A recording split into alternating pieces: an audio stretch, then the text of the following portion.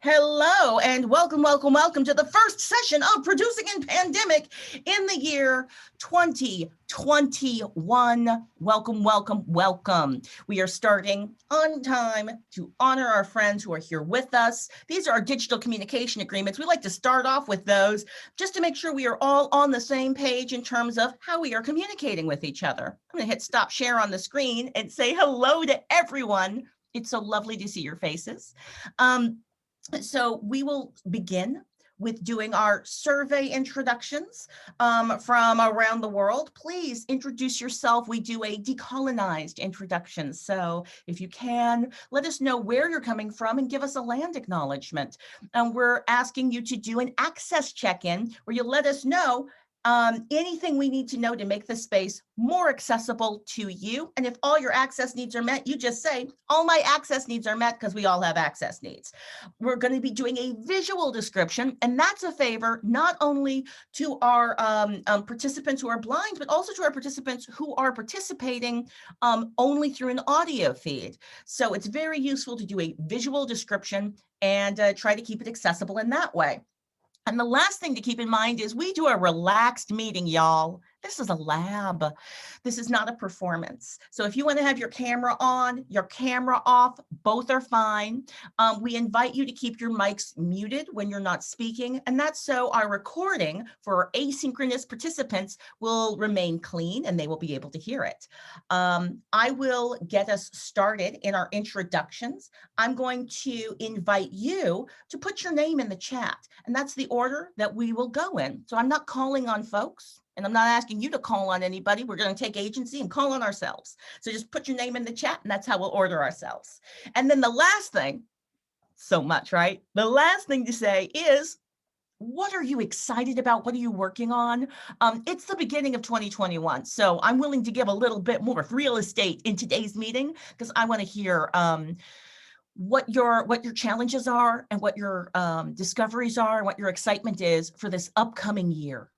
And I will get us started to model since that was a lot. My name is Claudia Alec. I am coming to you from the Calling Up Justice practice, a transmedia social justice practice. My gender pronouns are they, their, she, hers. You can use those interchangeably. I'm speaking to you from the land of the Ohlone people. The people are still alive. I'm speaking to you from a country that has concentration camps that are still active.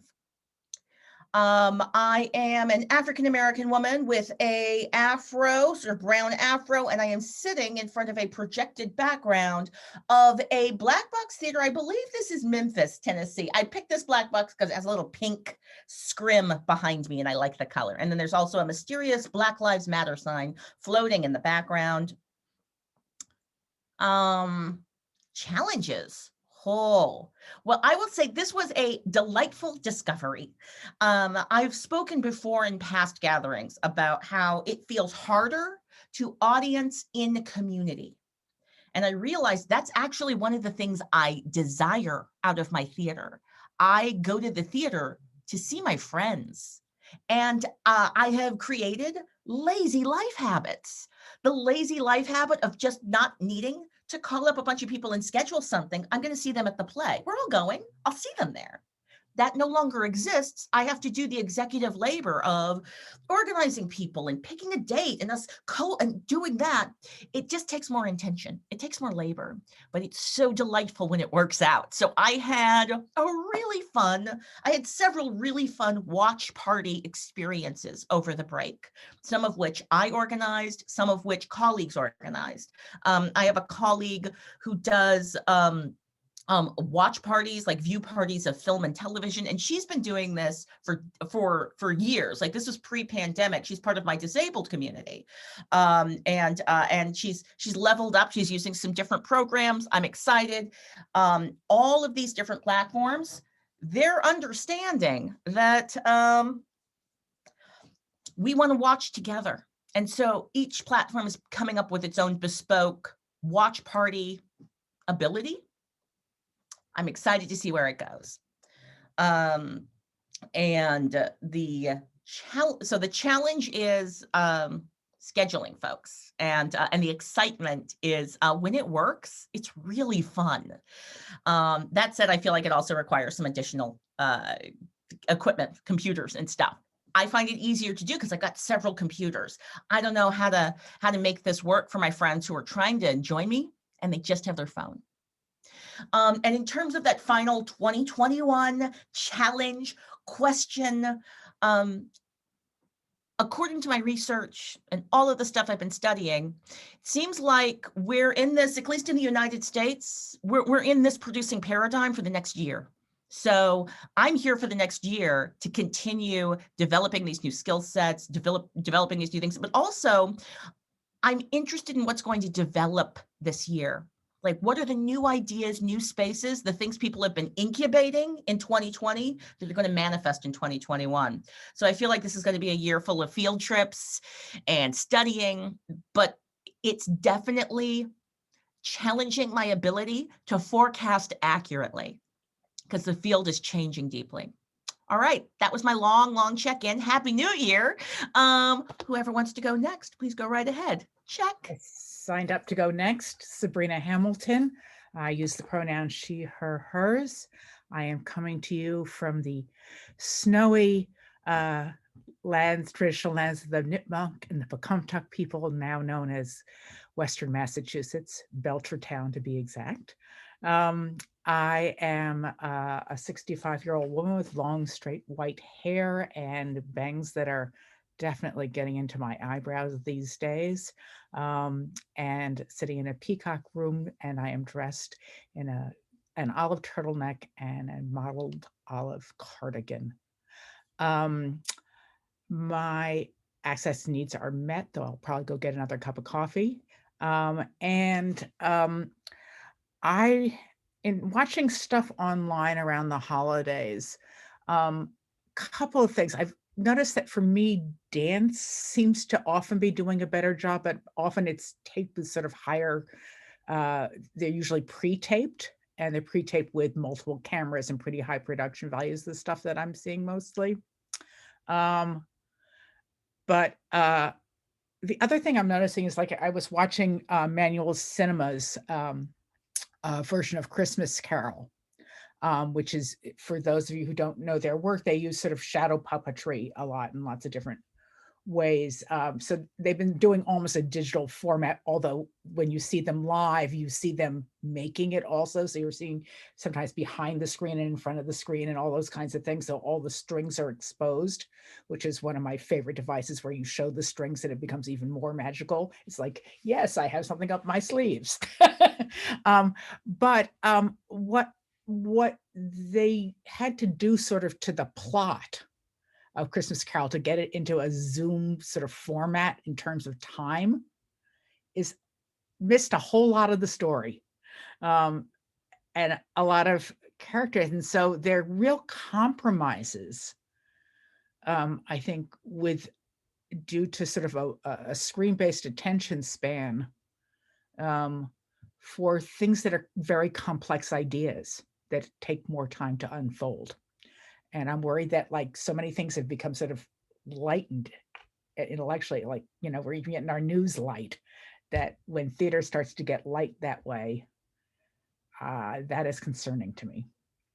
The other thing it is on my mind, this is the time when I would usually be packing my little suitcase to go to New York, because it's when all the festivals usually are, the big booking conference, and very often the Network of Ensemble Theaters has had an event, and Under the Radar, and all that stuff. And like Claudia, I go to those, that's where I see people, and I'm slightly phone phobic about making calls. I don't mind getting them, but it's hard for me to make them. And so that's where I would see so many people all at once. And I'm used to seeing probably 40 to 50 shows in like a week to 10 days. And to not have that fix of live art is just really hard. And it's going to be very strange to be at this thing where people are already trying to pitch ideas for, shows and programming. And as someone who runs a festival, it's like, I have no idea of how to think about this. I run traditionally a summer festival? Am I waiting till 2022? Am I trying to, what things would work well online? Do I want to do that? Would I rather hold the money for the live stuff? Would I rather try to go site specific, outdoors and distanced, because I am in a more rural area? You know, just how to go into this thing, which is usually so intense, with so little framework, is just, and not having the comfort of all those little side conversations where the stuff really happens, is the serendipity of that. I miss the serendipity these days. Thanks. Check. Hi, everybody. Happy New Year. Heather Ondersma, she, her pronouns. Zooming in from the land of the Ohlone people, specifically the Chochenyo language speaking Ohlone people, colonially known as Berkeley, California. I'm a freelance director and an emerging intimacy director, intimacy coordinator. And some of you know this about me, but I really took a long hiatus from theater once I had kids. I have 3 kids who are now almost 11 and 14-year-old twins. So it's interesting to me to hear, well, as Sabrina was speaking, I just kind of realized I thought about this a little bit before, but part of my process during this time is just that I had already been outside of theater for so long, and I had kind of come back about 2 years ago, but was slowly coming back into it. And then I moved to Berkeley, I think 6 months before the pandemic, something like that, maybe not, about 6 months before. So I was already in this weird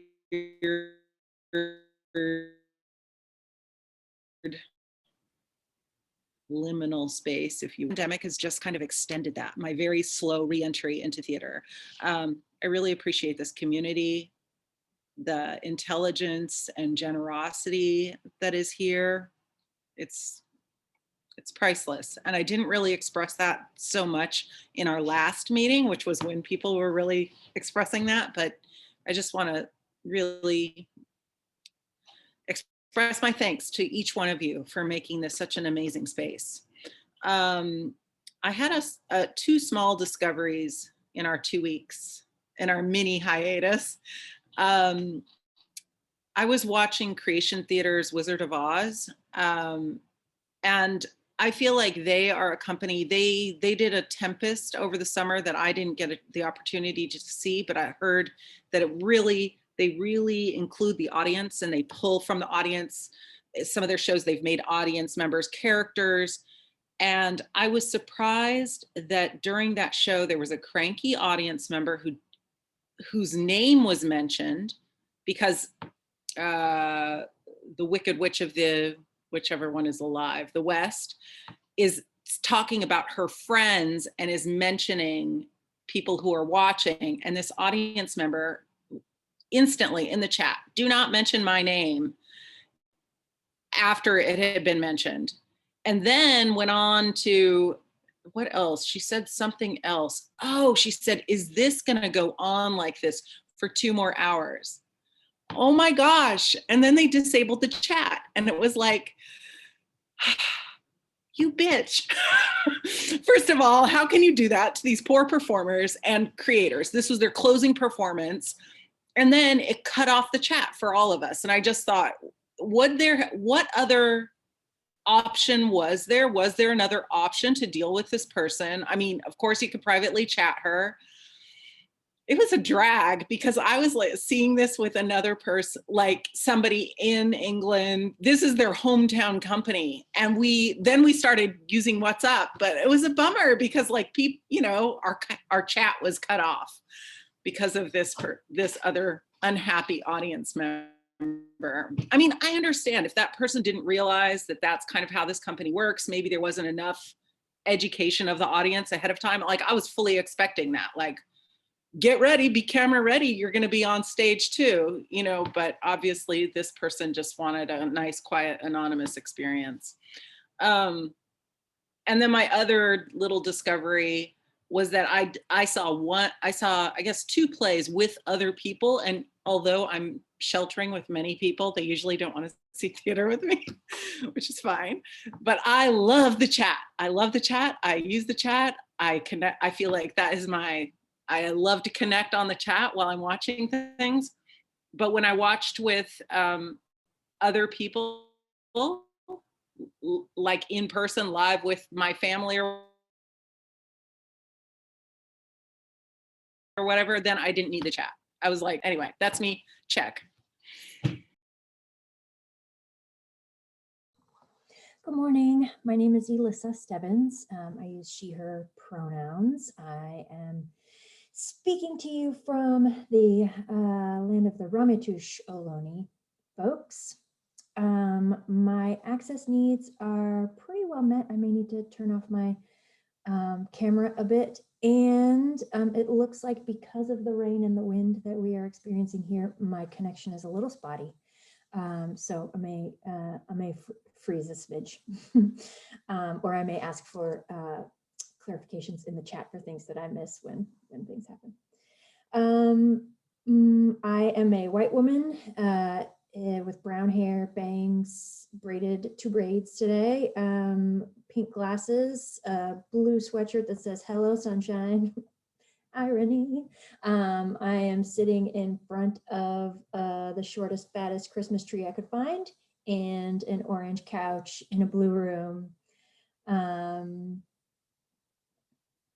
Challenge and opportunity. Okay, I think that's it. Okay, thank you for that reminder in the chat, Claudia.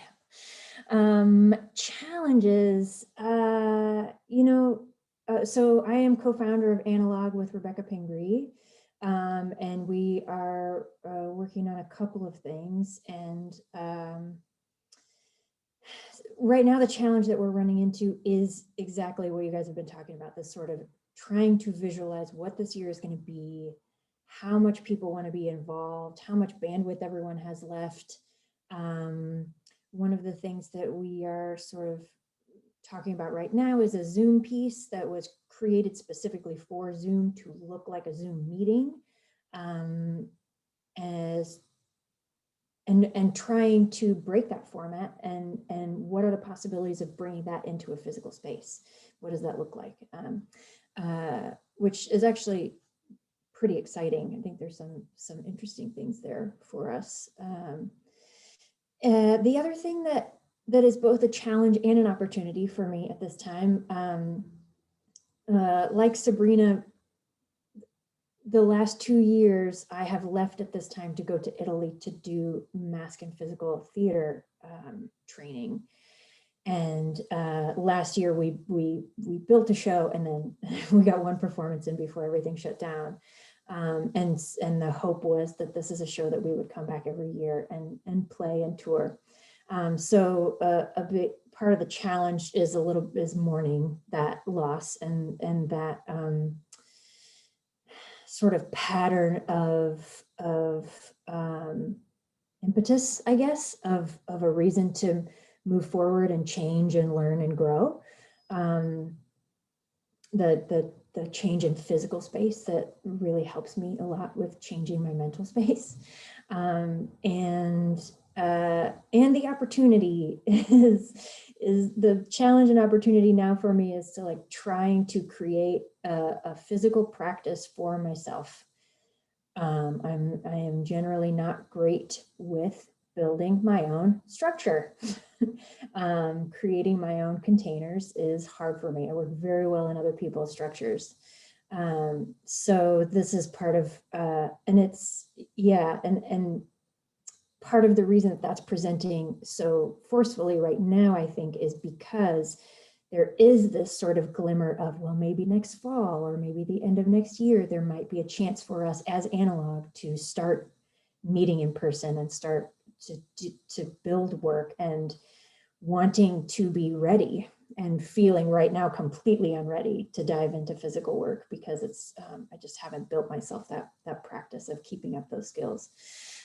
So that's what I'm sitting in last week and this week and probably next week. Check. Hi, everybody. Nice to see you. I'm Gabriel Grady. I go by GG, he, him pronouns. Zooming in from the island of Manhattan, the ancestral home of the Lenape people. And my access needs are met. Visually, today I'm an Italian-American man hanging on to his 40s by his fingertips. I'm wearing a blue shirt today. I have a background that came up accidentally, but it's a skyscape with a little bit of ocean at the bottom. It's actually a postcard that a person gave to me that was inside a postcard machine at a party once. It was pretty cool. And we made a piece out of it in 2015 and 16. Let's see, challenger opportunity. Yeah, for people who were here last week, I was talking about that I closed my theater company that after 8 years. And yeah, I'm really just not sure where my place is in theater, I would say, going forward, or what my involvement will be. So that's a big question I have. I'm working with a coach for the first time this year, so I'm curious if anybody has advice about how to work with a coach, because I'm trying to figure out how to focus my creative energies to move forward, and what might be the best use of my time, and what can I afford to do. So all of that. Yes, and thank you again for making this space. It's just great to be here. Check. Oh, Gigi, you're so fast, and then also hitting me in the heart. I was like, oh, I wasn't quite ready. Good morning, Rebecca Pingree, she, hers. I am speaking to you from the ancestral lands of the Chochenyo-speaking Ohlone people, colonially known as Berkeley, California. And I am a middle-aged white woman with really, after all this pandemic dying, just a cornucopia of auburny red, weirdly not professionally colored hair that is side braided. I'm wearing a blue, very soft plaid dress, though you can't see the bottom of it.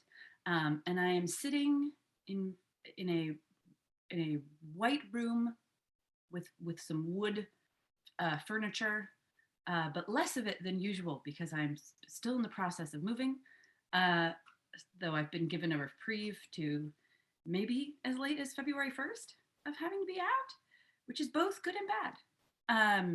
Both good and difficult.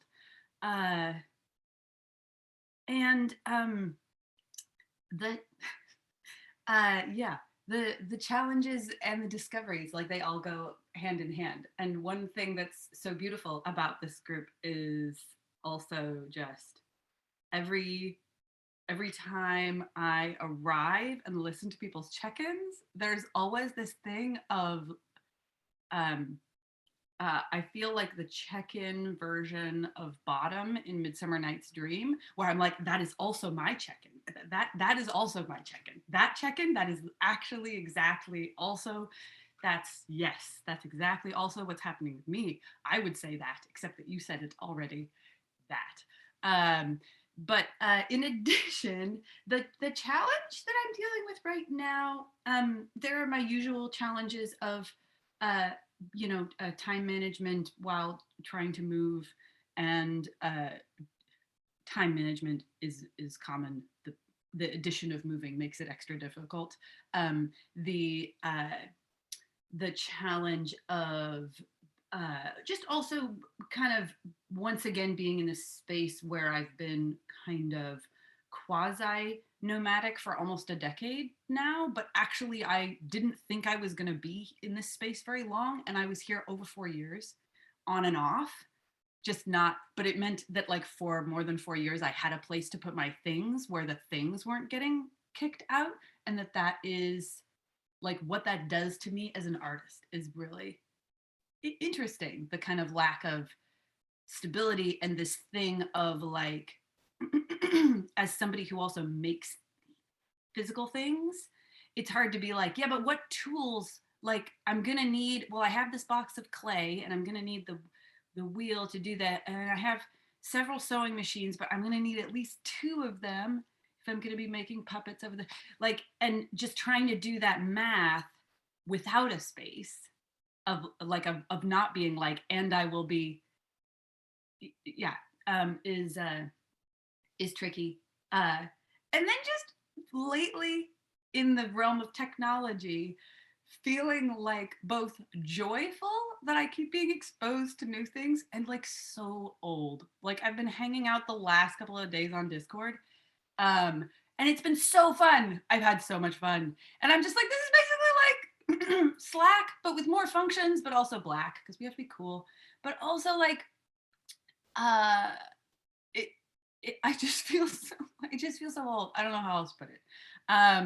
Like I'm watching people play video games and I'm like, whatever. And I'm doing my mending. This is why I get to wear this today, is because I was hanging out on Discord, watching someone else playing a video game, chatting with them and doing my mending. And I was like, I am living my best life right now. Like this is so lovely. But also I'm so old that everyone else is engaging with this. However, that I'm repairing a flannel dress, and I'm really excited about that. I don't know. So there's that. But I think it's all good. But age, my relationship to age in the pandemic is it continues to shock me.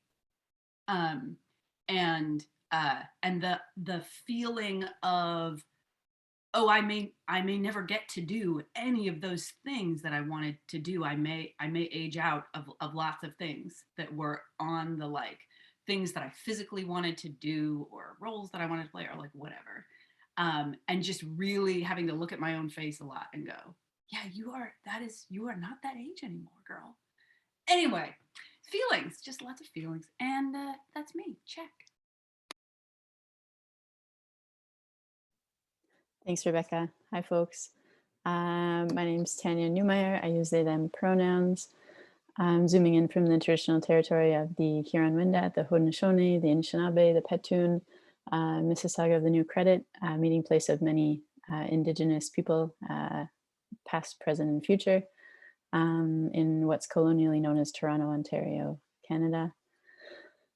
Honored always to sit with all of you, hear where you're at. Access check-in. My access needs are to go camera off after a while, but I've enjoyed active listening here. Visual ID. I'm a white non-binary person with some blondish hair under a black toque, and I guess I look like a tech guy today, or a Torontonian. Black collared shirt and cardigan with some plants near 2 windows with a white wall behind me. Challenge or opportunity. Well, I appreciate the call from Claudia to like, consider what a challenge might be for 2021 or an opportunity, like to hold more of a open-ended check-in. So I was feeling inspired by folks, and something I did over the break was make sure that I did my daily writing practice for 365 days. So I have like little calendars, and I just thought it might be indulgent but sweet to show you that this is what a year of writing a page a day looks like for this poet in Zoom residence. To figure out what to do with all the writing, but I think it's my 2nd year consistently doing a page a day. So there's a writer, Catherine Hernandez, who wrote a beautiful novel called Scarborough. If you haven't read it, check it out. She's got another one that came out recently called Crosshairs, which I haven't read, but I'm sure will be great. And I saw her do a decolonizing writing workshop early in the pandemic, and she said something like, this time is, I think this was after June, so after the racial uprisings, to say that this time is so important with the pandemics that are happening that it actually needs to be very well documented. And that's something that thinking about the purpose of art in these times has really stayed with me. Should send her a little thank you card or something, old school like that. So yeah, sometimes it's hard to know sort of where to take my art. I've been overdue for publishing my third chapbook, which has like a long backstory because my oldest friend, who's 86 years old, retired from his micro press. And although I technically have access to the other press, it's like a, I don't know, adopted grandfather. It's not an easy thing to just switch. It's not a traditional publishing relationship. So yeah, I've been working through all of that. Like, what is the purpose of art? And staying with the grounding reference points that tell me it's actually almost even more important in these times. But the additional layers of complexity, it was already hard to produce art without funding or with very little funding, and then. So I continue to be grateful for this space, and I'm trying to ready myself for whatever 2021 brings. Check. Danny, do you want to check in? Yeah, I think I'm last. Hello, I'm Danny Bay. She, her pronouns. Land of the Lonely People. I'm Asian and I have black hair that is going into a black shirt. So it's like, where does the hair begin? Where does the shirt begin? I'm sitting in front of a doorway. What else? I have a cool, like, what you would see people who call you during dinner headset would wear. Like, may I talk to you about your cell phone service and your credit card plan? Um, One of my challenges this week is I haven't seen you guys in like 2 months because I've been doing other things. Like, what was I doing? Oh, I was doing Christmas Carol for ACT. I was assistant directing, so that was cool.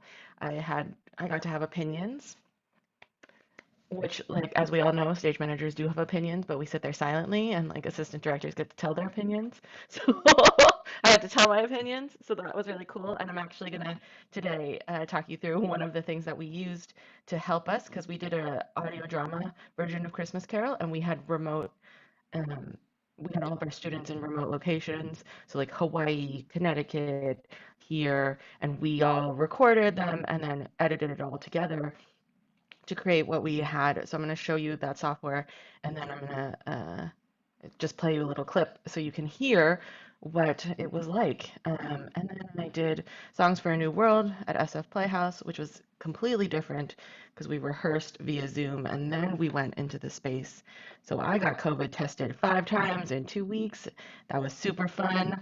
I was negative all 5 times. But then I was like, I have to go in to a theater. But it was fine because, again, a stage manager, I just sat in a booth and like nobody talked to me. Um, so yeah, those were my experiences the past 2 months while I was away from you all. And yeah, and seeing what this next year has to bring. Hopefully some other fun things for me that I can bring back. Yeah, and that's all we can hope for, I guess. Check. Oh, I just love how everything comes together perfectly. So this is the perfect number of people to test the Clean Feed platform. I just want to do a gigantic thank you to everyone who joined us on our big, what was the other the sound design platform we were on? We went to it, we explored it. It was chaos, beautiful chaos. Where we did determine for the calling of justice practice, that experiment taught me everything I needed to know to go, oh, we shouldn't invest in that to make this project happen. I think Clean Feed is the thing. So I'm excited for us to experience this platform together and get more into it. Before we start, just raise your hand if you're an audio, have you listened to audio drama? Is there anyone who's into audio drama at all? Just curious about who in the space right now has audio drama, like I have audio drama competency. I produce audio drama. All right, cool. How about folks who like audience for it? You audience for it, you've enjoyed it. Yeah. What about podcasts? Do folks check out podcasts and stuff? Does anyone do the thing where you turn it on but you're not looking at the thing? So like they have visual stuff that you're supposed to be looking at, but you're listening to the thing like it's a podcast because you're in the kitchen cooking. See, I see this. I see. Sometimes. I'm very curious about all of the different permutations that the audio world can offer us. Have you ever done the kind of choose your own adventure audio things where it's like a guided tour or a guided story? All right. I'm just excited about all the opportunities and the possibilities, and this is a tool that might help us manifest some. Danny, I'm going to pass the mic to you. I was going to take a real microphone and pass it to you, but go right ahead and get us started. Awesome. So I got all of your emails. I should have sent you all an invite. What I recommend is that you mute yourself in Zoom, which you all are, and then click on that link and then go to the clean feed. What I'm going to do is I'm going to share my screen so that you can see what I'm doing. I will probably stay on Zoom audio so that the recording isn't just like us not talking, because that is that is a real thing that happens, is that when you go to clean feed, your audio is obviously like not recorded through Zoom. So you can see here, oh, that's my email. That's not helpful. This is the clean feed website. Um, it's live audio with high definition with anyone in the world. Um, and you can also see here that everybody is slowly starting to connect. If you look here in the top right, top left corner, you can see my audio actually being captured. Caltronics is my very cool headset that I was talking to you all about earlier. Um, so this is actually incredibly fun for those of us who are remote. So as you can see, we are all connecting remotely via CleanFeed. What CleanFeed has, which I incredibly like over Zoom, is it has the ability for people to overlap and talk. So I can hear a slight echo. So I wonder, oh, okay. So you would just click your little, yep, there you go. So ideally what would happen is if all of us are muted in Zoom,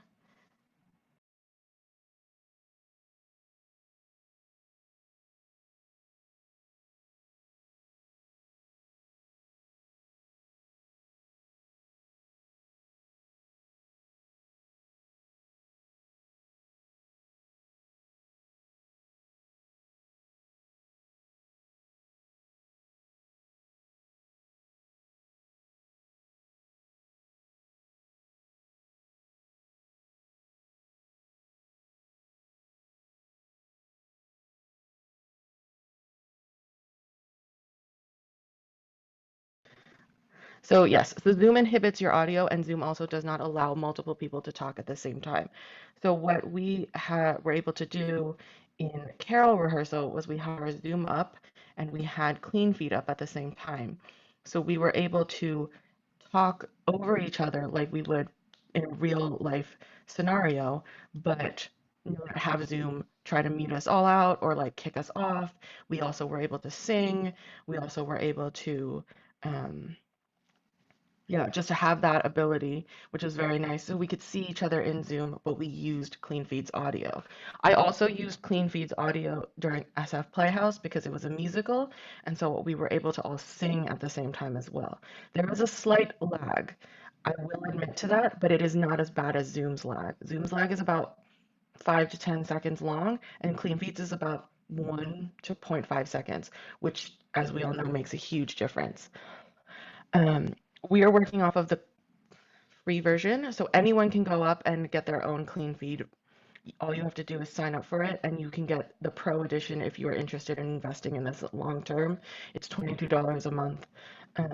What I love about clean feed as well is you can change your like audio quality, your audio devices, and in addition, you can, if you have the pro version, you can put a clip underneath. So say you're in a band and you want to record your drummers in like California, your guitarist is in Florida, you can actually layer in like a drum beat and have it play so all of you can hear it at the same time while you're all rocking out, which is very cool. You can record here, and as you can all see, all of you guys are here, all of you guys are connected. You're all muted because I see no green. So if I wanted to like have Claudia start to talk, I would be like, could you unmute yourself? And then I could record a session with you. So this also enables you to do remote podcasting, anything like that. Yes, I can hear you. Yeah, so I highly recommended it for us. We used it in Carol, we used it in SF Playhouse just for rehearsals. We didn't necessarily need to record it audio-wise. But yeah, I was also going to do a new share for you guys just so that you can hear. Nope. Oh God, I'm so bad at this. What's happening? Okay. Mm-mm-mm.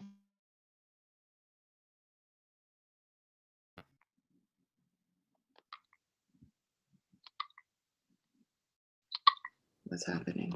So Danny's pulling something up for us. I'm realizing I'm speaking to you through the audio on the Zoom because we're trying to record. I've got my computer muted that has the clean feed. I had a question, which is why I'm asking through this interface. And it's actually about Zoom and this program happening at the same time. I'm on two separate devices. How does it work with bandwidth? Like, does it make your computer overheat if you have Zoom and clean feed going at the same time? So it doesn't. It can be very hard for Zoom and Clean Feed to run at the same time just because you are using an audio, like a camera video and then your own. But if you're only using it like you're okay, so your audio on Clean Feed could be slightly faster than your visual on Zoom, which again isn't terrible because as we all know, Zoom's audio can lag behind your like mouth. So I'll be talking and then you'll like hear my words. The only issue is if you're using this in a live performance setting, your audience has to be in Clean Feed too to hear that audio experience. So it only works if you're using it for like musical songs or musical recording or remote recording, which is what we did. Um, yes, and again, Chrome is the way to go with all of that. And yes, on your screen, you would only be able to see myself and your own like mic thing because I am like the control host, so I see everybody. Um, which is what enabled our sound designer to have everybody logged into Clean Feed because we had like 15 people, and he would just mute us or like make sure that we all weren't like talking at the same time. But it also enabled him to see that everyone was there, so he wasn't like, oh, where's Jim? Oh, where's Sharon? He was like, oh, you guys are all here. You're all connected. Let's go. Yeah, I'm gonna try to Yeah, do but this again. I can't find a link from you. I tried using Ulysses and it didn't work. Would you resend Yes, I will it? send it again. Thank you so No much. worries. Of course. I actually did find entry into the app super seamless. I got the invite, I clicked on the link and I went in and it seemed like, I mean, it took a second for me to intuitively understand that hitting the button would mute and unmute it, but it only took me a second. So it seems like a pretty good interface. Yes, that's what I actually really enjoy about this as well, is it enables like your host to have almost complete control. So you're not like, oh, I can't do this. Like, oh, something looks weird. Like all of you all see my connectivity and yourself, and that's it. You don't see anything else. So only I would see like the 30 people or like the 15 people or whatever. Um,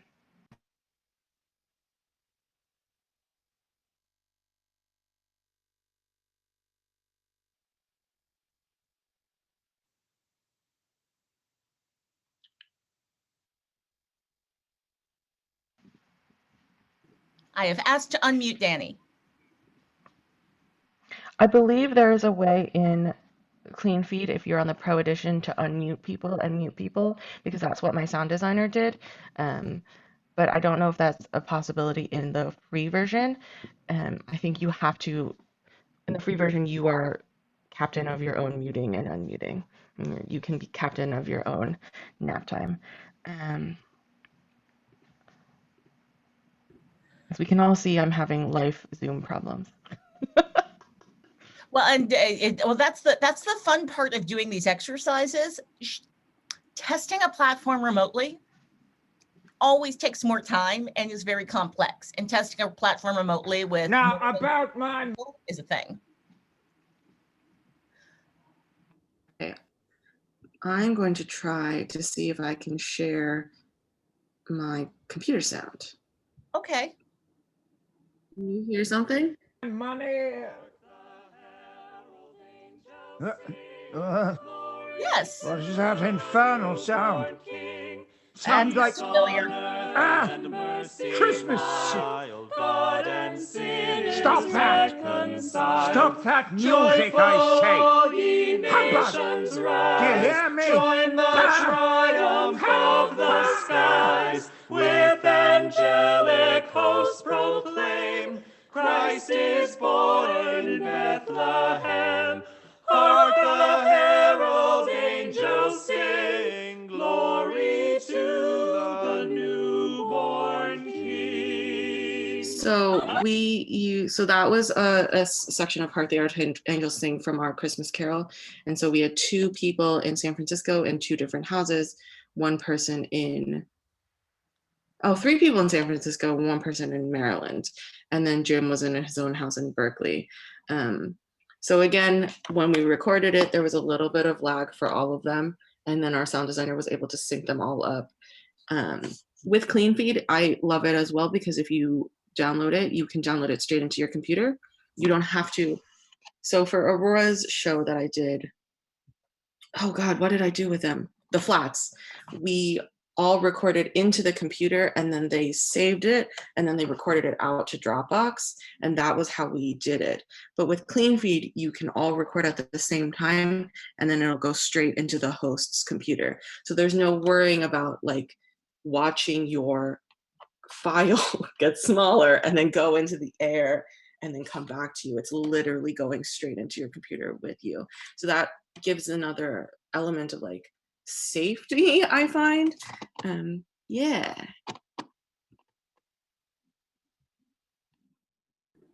So for my own clarity, are you saying that we'll have the ability to, if we wanted to test this, we could sing a song together and record us singing a song together? Is that what you're saying?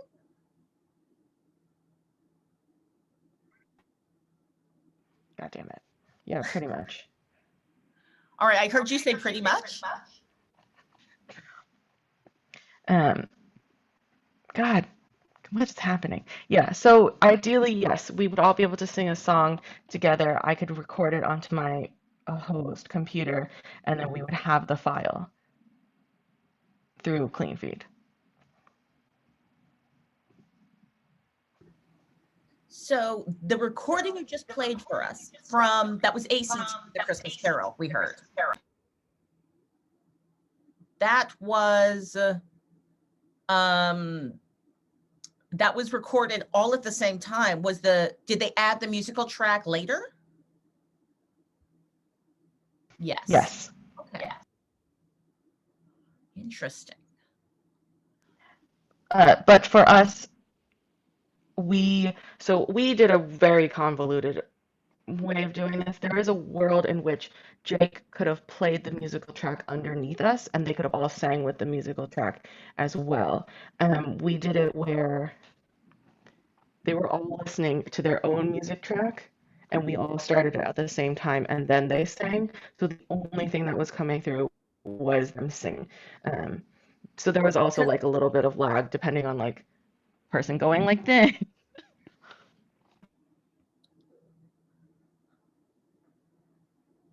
I feel like I need to experiment on this. I'm not sure if I completely understand what it's like to have multiple users on it. Like I'm trying to figure out, will I have the experience of feeling like I'm in an audio world with you, like we're in Clubhouse? Or is this more like I'm in a solo recording booth by myself recording something? I'm just trying to figure out what the feel is. For you as the individual, I think you will feel like you are in your own world. But for the host itself, he'll feel like he's on a board. which is different. Um, because again, because of the lag, if you record into it and then hear yourself, you'll hear yourself twice because you'll hear yourself in your real ear and then you'll hear yourself through your speaker ear, and that throws people off, and then and then their rhythm gets really bad.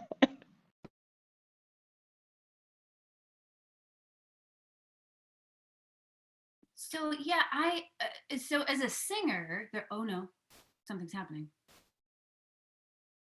No, go ahead and say it. You were saying, Rebecca, as a singer? Claudia's counting off. I was like, something's about to happen. What's happening? Oh, no. What's happening? Oh no, it was just exciting. As a singer, I was listening to the arrangement and I was going, don't think you meant to sing that note. Nope, don't think that one. But then other ones I was just like, yep, right on. Love that arrangement. Yeah. And I'm like, oh, that totally explains it. If they weren't singing with each other, I'm sure they would have corrected. Because when the chord doesn't sound quite right as a singer, you go, oh, and you kind of move yourself into right relationship musically. Yeah, so I was trying to figure out like that really is the thing for me, is figuring out.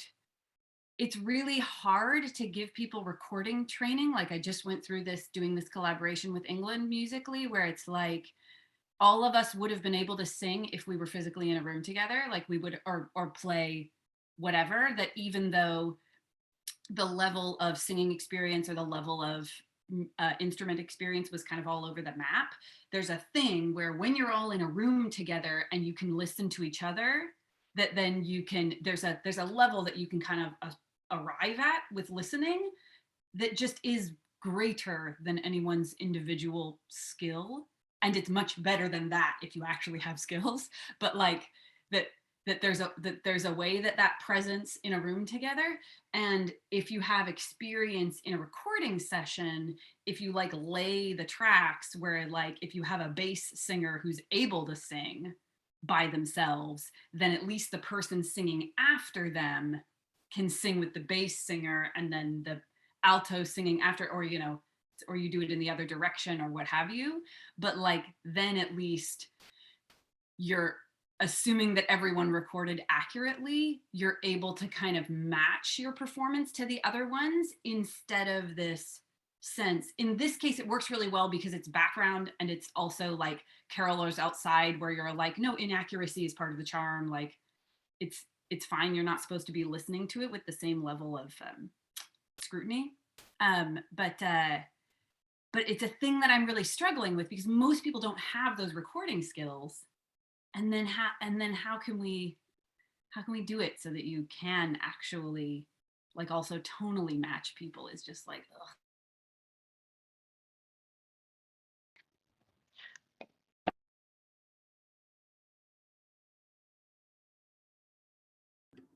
I love that Rebecca is frozen like this, because that's my view of her right now. She's just fully frozen. It's in motion, and I love it. It's very strange trying to connect with folks in real time online when our signals get interrupted. Even in our check-in, there were times where I believe Heather, every once in a while, you would just freeze, but then you come back and it was fine. But yes, it's just fascinating connecting with folks online. My friends, do we want to try and do a clean feed experiment just to kind of feel it out and see what it feels like? All right, Danny, we're fully taking your direction. Oh my God, this is a terrible, terrible life choice. I will say there to regards to Rebecca's question, we did do some research about this for SF Playhouse because we were singing together, the four of us remotely. For Carol, it wasn't again as bad because they're not supposed to be great, but for a musical, you kind of want like some accuracy and some self-correction, and so. Yes, again, it's hard because as you're singing, the lag gets worse. So you do have to like sing a chord and then sing another chord and then sing another chord and make sure that you kind of got those and then try to sing through the phrase itself, because you can't hear yourself and then recorrect because the lag is taking that out. So as you recorrect, you're already like on another chord, like you're past, we've passed you. There is a choral company somewhere in the Bay, and I can't remember the name correctly, and they're using a device from Stanford, and it is a little box, and it is a mic, and I don't know if anyone has heard about this. It's totally new, just came out this year. It's not open to the public yet. It's $140 per box, but apparently you can do almost seamless choral singing with no lag. Um, as long as you have the small box and the mic. Literally, they've done choral recordings of like 50 to 100 people singing into this, and they sound perfect. And it's live. You can see them on Zoom singing into this mic live, and there's no lag. Um, which, for something that's free, Clean Feed is doing an amazing job. Enjoy. So I can't wait until this product hits the public. Yeah, that's what I got. Because I did do a lot of research on this because my singers were definitely like, I can't do this. I was like, you want to go to Zoom? And then we did for like 10 minutes and they were like, I don't know, we're done. I don't want to do this anymore. I was like, exactly. Because Zoom is worse. Because Zoom mutes you. Yeah, get on that Zoom. Now, we did have one successful, this is with the We Charge Genocide TV production. I'm not sure how we pulled this off, but we successfully had two people singing together live. They were in completely different homes. One was playing a ukulele and the other person was doing vocal modulation, but they practiced. So like they recognized that they were not hearing what we would be receiving. So it requires a little bit of like, I don't know, cognitive dissonance or something to be able to do or perhaps it's like actors performing in front of a green screen where it just takes a shift in the way you're approaching the work as you're producing it. I'm hungry to recreate really what a live exchange is though. So I'm very tempted to get those Stanford folks here in the room with us. I'm going to do some research this week and see if we can get some guests because that sounds amazing. Also, if no one's heard it, Jacob Collier is like the new Mozart kid or whatever, but like I guess it's not that new. He's been in the scene for years now, but Jacob Collier at the beginning of the pandemic started doing duets with people on Zoom and on FaceTime and on various places. And because he's such a musical genius, he would have singers where he would be like playing the piano or whatever, and he could adjust his time. Like the time was still a little off, but he was managing to like split the difference of what they'd be hearing to not. It's pretty wild to watch because it still basically works. But it's just that his brain is nuts. And he hears microtones and shit. So I'm just like, this is not achievable for me. But it is fascinating to watch. I'm going to interrupt you though. I don't think that these are skill sets that are unachievable because there's people who have special talents. This is all about figuring out how to adjust the timing of your performance. So I would say that all of the dancers who were in the Dancing Earth piece that we witnessed, they were also doing, hey, goodbye, Tanya, thanks for joining us. They were doing the same types of adjusting the timing of their performance to fit with their partner. This is old school. So like this was in the 90s where I had an idea, I had a dream, I wanted to perform with myself. And so it took a lot of work because it was the 1990s. So I found somebody and they let me borrow a very large camera and it had a thing, lots of buttons. And then I performed to the camera, imagining myself in those gaps. So I feel like these are actually skill sets everybody has. And in fact, it might be that the human ability to adjust is faster than the technology's ability to catch up with us. That said, I'm going to move us to the let's do an experiment phase of our conversation. Danny, what do we need to do to record something and to try and record it together? Like, I'm wondering, can we try to sing a song together on Clean Feed and record it?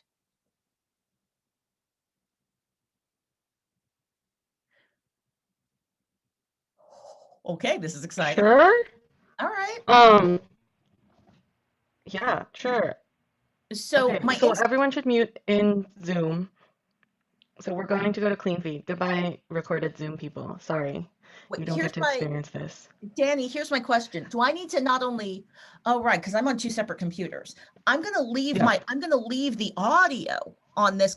I'm going to fully leave the audio so that I'm not, So you're not creating the echo, yeah. yeah.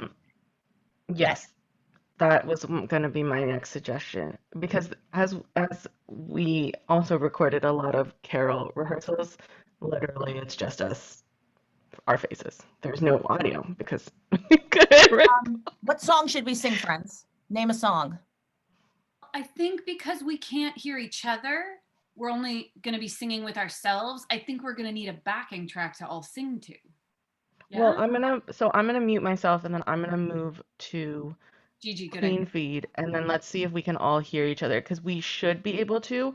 What we did for Carol was we did it with the backing tracks so that they would all sing together because there again it is the lag. But yeah, I'm gonna mute myself and then Claudia's gonna take her audio away from this Zoom and we'll see how that works. Experiments.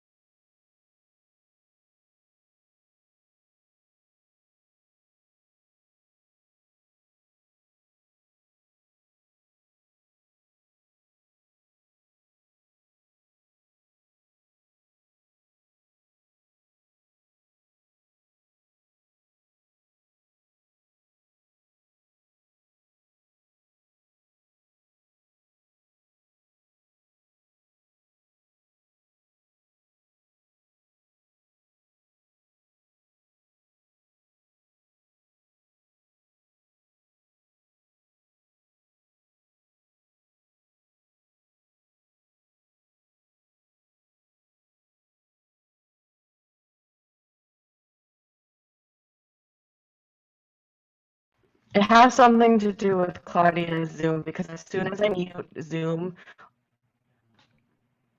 I don't hear the reverb anymore or the echo.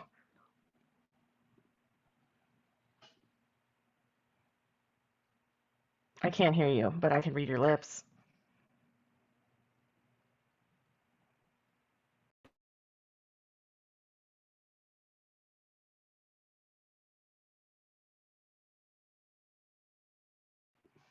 Your Zoom is muted and your computer is muted.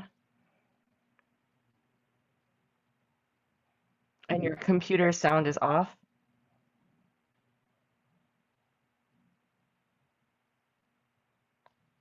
Wow, that's weird.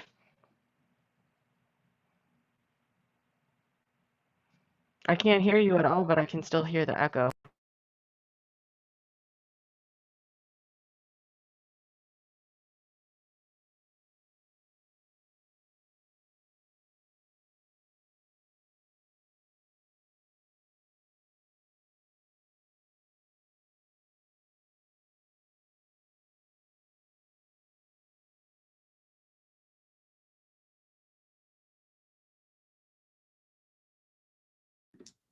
Hi, I've come back. Oh.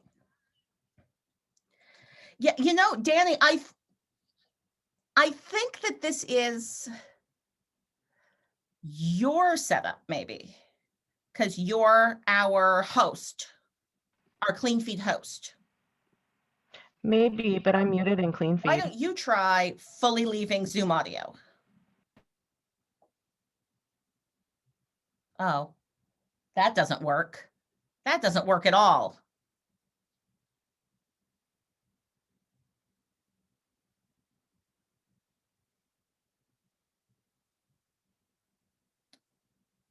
And this typically only happens if there's a microphone feed with a speaker feed and everything is coming through my headset. This would be an issue if speaker was coming through my computer and it was being picked up in my headset.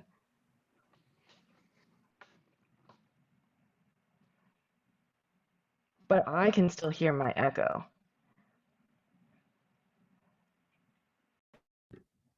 I But feel like I'm this is a muted in clean clean feed issue. It could be. Hold on.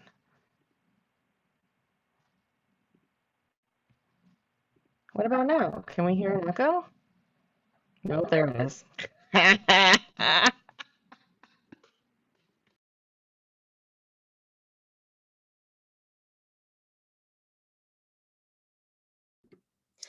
Well, I was going to suggest, Alyssa,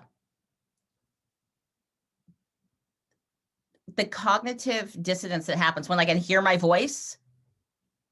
It's very hard to speak when that's happening. Wow. Could everyone mute their Zoom for me right now? You're all muted. Could you all leave the audio, the Zoom audio? I will do the same. You just mean mute, right?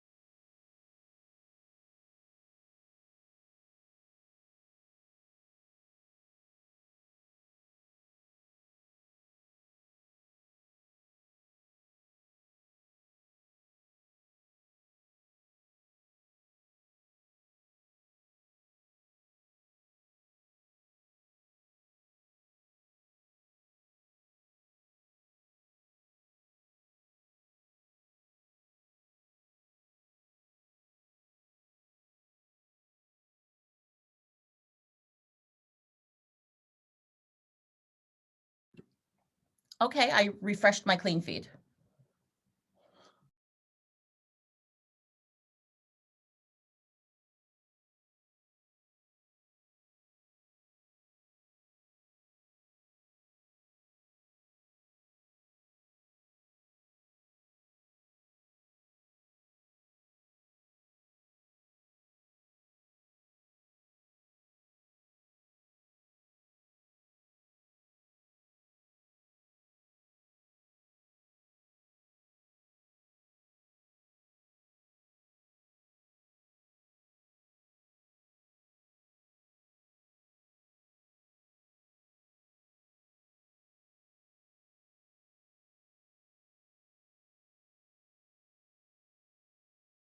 I don't think I know how to do that. So talk me through it.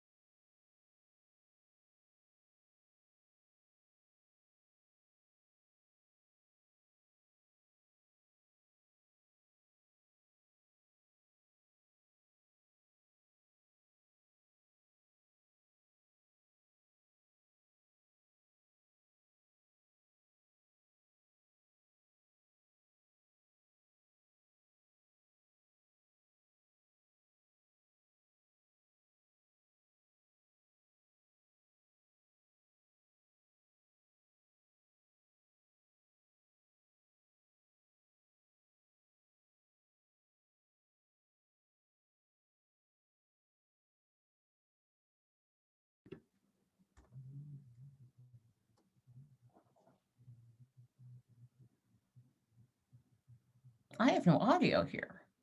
Oh no.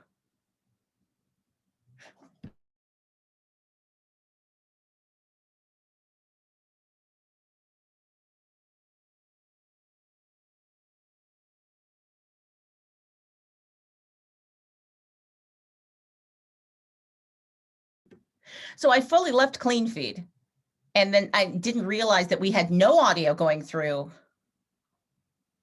Yeah, I was going to say, let's go back to Zoom. Let's go back to Zoom for a minute. Yes, let's go back to the Zoom. Let's leave clean feed and, oh, I'm muted. I'm muted. Hey, y'all, let's leave clean feed and go back to the Zoom for a wrap-up exchange around learnings, because I feel like I've gotten a big learning here, which is about, oh, what is the half hour of prep needed to make sure everybody else's computer setups are set up correctly? Because I'm realizing, yeah, I automatically did this. I didn't even think to say, hey, everyone, if you don't put on headphones, it's going to cause a feedback loop. I learned that lesson on Twitch Sings. Me too. I also forgot that. I was like, I remembered the Chrome part, but not the headphones part.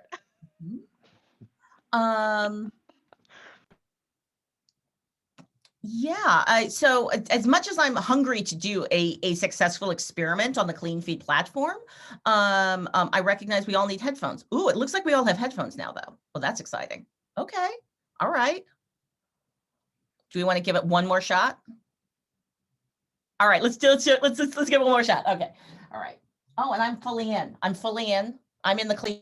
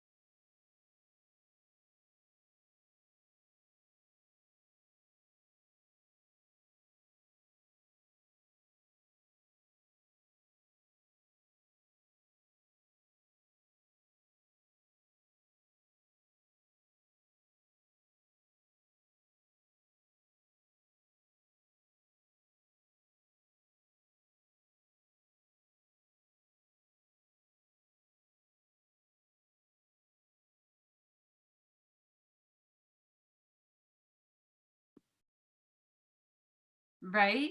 It's amazing. I unmuted on Clean Feed to talk to y'all. So now I'm unmuting on Zoom because maybe that'll work better.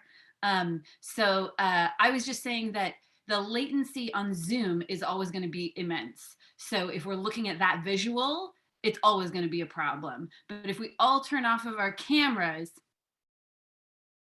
yeah, it's still deeply delayed. It's an adventure. What can we say? But if we turned off all of our cameras and we right, yeah, exactly. So if we had if we had a count-in that was in, oh, okay.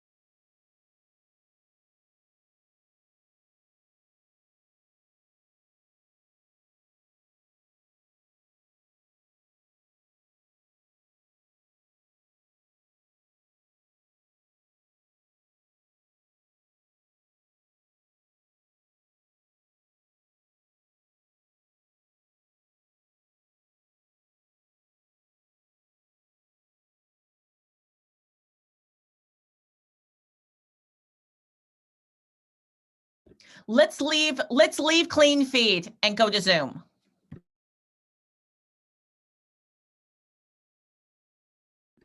Hi, I'm fully back in the Zoom. That's where I am. How are you? Where are you at? Fully back in Zoom? All right, I fully left Clean Feed. Yeah, I gotta say, it felt sonically really loud to me. I felt like I was in a loud space. I did feel like I was in a space with you. There was an intimacy to it. But I would love, Danny, for you to respond to Heather's question of, oh, can you just like literally walk us through the steps? Yeah, absolutely. Well, okay, so for us, because we were doing an audio drama and it was all about sound, we each had our own little mics. So they all got a fancy little mic, a little fancy little baffle at the back of it. Yes. Um, that they were able to adjust the gain on.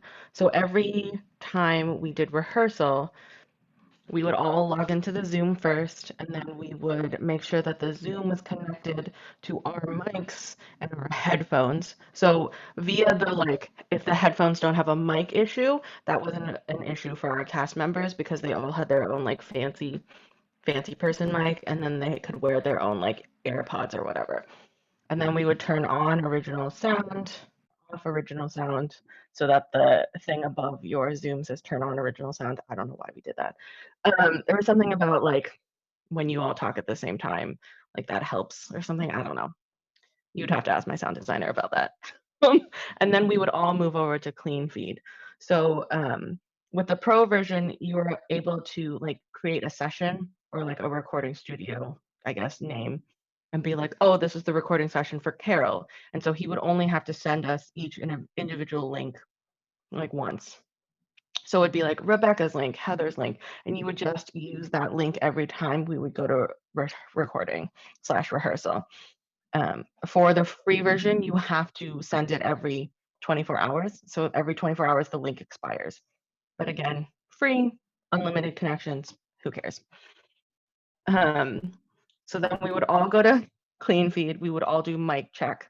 So everyone else would be muted. You would each do your own mic check. You'd have to turn your gain down, et cetera, until, as we all saw in the clean feed, it regulates your audio. You can see how far you're going. So if you're too hot, you'd have to turn your gain down. So we'd hit those to make sure that almost everyone was at a same audio level.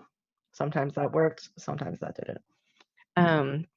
And then he would call takes like you would in a studio. So he would be like, Carol, scene 1, whoever. So like Scrooge, Fred, and Bob Cratchit. And he would make sure that he could see those people, that they were connected.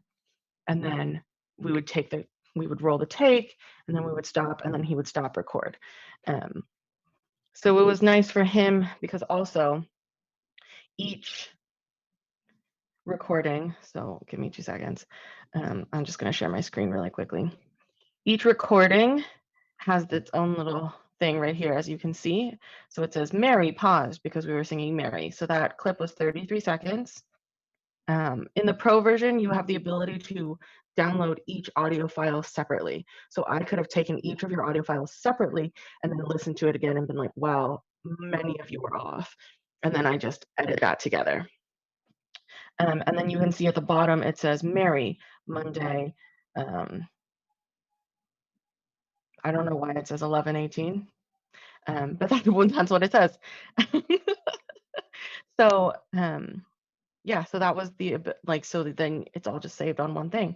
So he saved it to an external device and was able to edit it later. He did have an assistant who helped him like clean up stuff.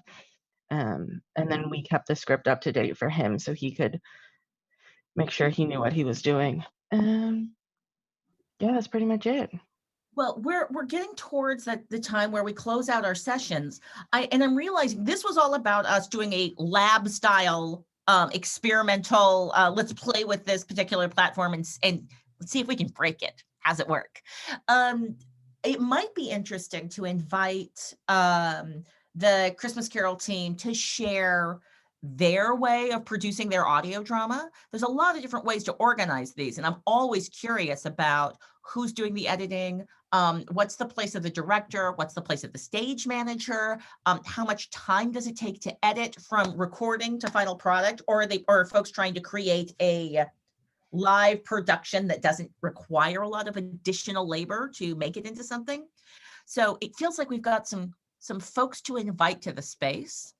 Our next conversation we want to hold, though, is around stage managers. We thought that this has come up over and over and over again, and we haven't had a real clean conversation about it where it's like, this is only what we're talking about. So we want to invite as many stage managers as possible to join us for this conversation, to talk about what is the evolving role of stage management in this producing and pandemic paradigm. What are the additional safety things that stage managers are carrying responsibility for physically shared space rehearsals?